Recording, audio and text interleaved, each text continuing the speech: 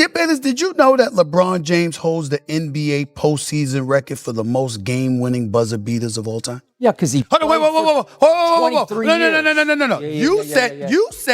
You said you got a countless amount of evidence where he didn't show up. I just told you he is the all-time leader. Yeah. Postseason record for the most game-winning buzzer beaters.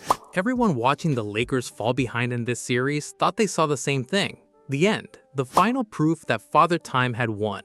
But they were watching the wrong story, because while the scoreboard told one tale, the 41-year-old running that offense was the exact thing the rest of the league had been quietly terrified of for years.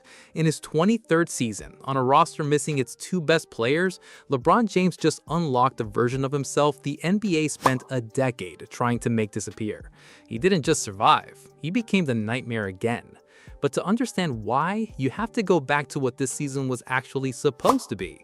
For the first time in 23 years, LeBron James was not the guy. Not the first option, not even the second.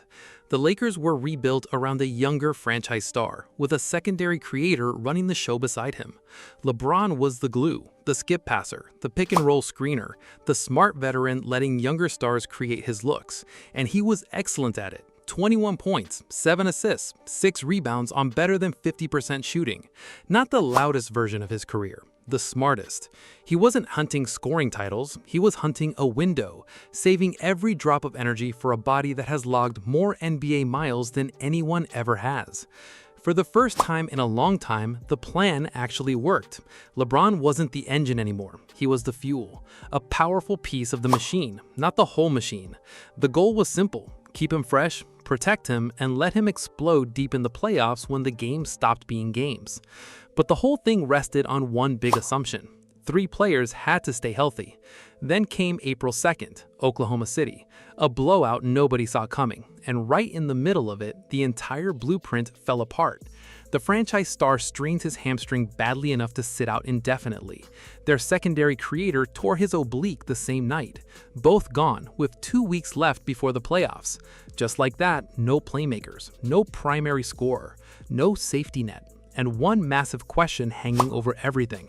Who was going to carry this team now? Here's what everyone expected.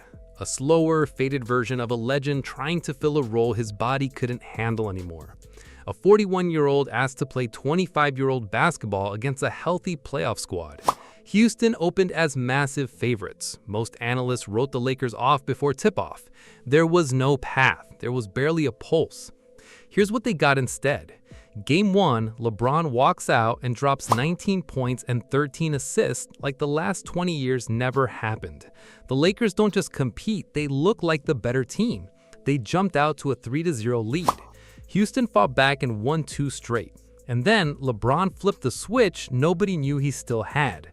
When the dust settled, he had dragged the Lakers through 6 brutal games against a healthy Rocket squad and closed it out with 28 points in Game 6, without his franchise star for the entire series, without his secondary creator for the first 4 games. And the legacy numbers tell the whole story.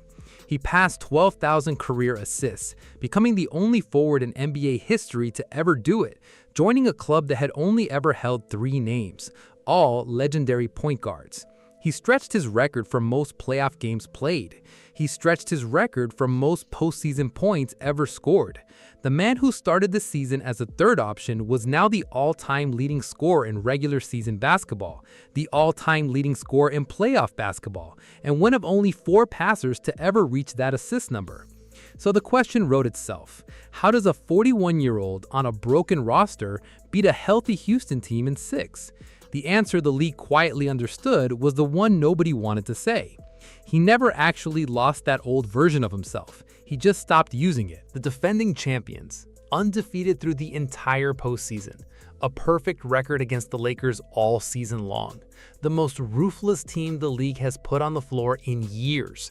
That's what was waiting for LeBron after Houston. Game 1, LeBron drops 27. The Lakers fight hard, stay close. Then the third quarter hits. The Thunder pull away fast, and the game is over before anyone realizes what happened. Game 2, LeBron goes for 23 points, 6 assists, 3 steals. The Lakers actually lead at halftime. They look in control. Then the third quarter buries them again. Game 3, back home, same story.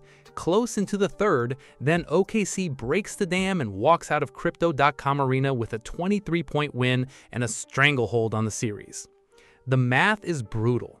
The Lakers are staring at elimination against a team that has never lost a playoff series after going up 2 games. But look closer. Look at what LeBron is doing inside that losing column.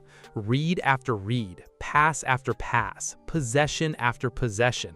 He is doing impossible math in real time, being the primary scorer, the playmaker, the engine, the late clock decision maker, and somehow the defensive anchor too, all inside 38 minutes. At 41 years old, against the best defense in the sport. And this is the part nobody wants to say out loud. This is the version the NBA never wanted to see again. Not the role player, not the smart veteran picking his spots. The full version. The one who decides where every single possession goes and how it ends. The league spent a decade building schemes to stop exactly this. The Thunder are running those same schemes right now, and he is still doing it anyway. The series might end, the Lakers might get swept, but every front office in the conference will be talking about what they saw in those box scores all summer long. He still has it. Not pieces of it, not flashes, all of it. The NBA has spent more than 2 decades trying to solve LeBron James. 2 full decades of coaches, front offices, and entire franchises building their identity around one question: how do you stop him? They invented positionless defenses. They built switch-everything schemes. They drafted longer wings and smarter rotations, all pointed at one man. And when none of it worked, the league did what it always does. It waited. Time would finish the job that talent couldn't. The legs would go, the motor would sputter. Whoever was standing when that finally happened would inherit the throne. But the real fear, the one nobody said out loud, was different.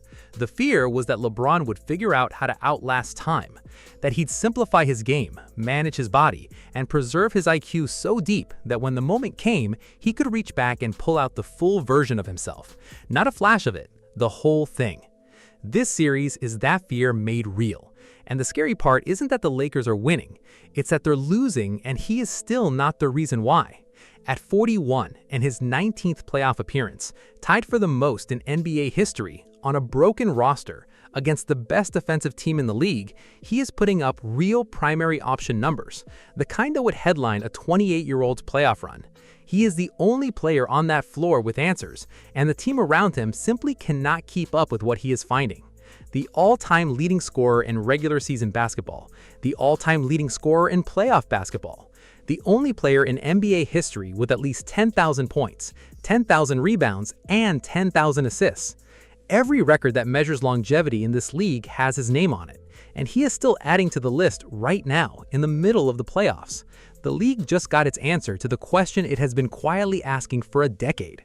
The version of LeBron they feared most never went anywhere. He was just waiting. A 41-year-old man, 23rd season, just showed the entire NBA that the version of himself they spent a decade scheming against was never really gone. This is not a comeback story. This is a reminder. The league spent 23 years failing to beat him at his best, and he just showed them one more time that his best never left. So is this the final chapter, or does the league have one more to worry about? Drop your take in the comments. Hit like if you think LeBron just put the NBA on notice. Subscribe for more breakdowns, and check out one of the videos on your screen now.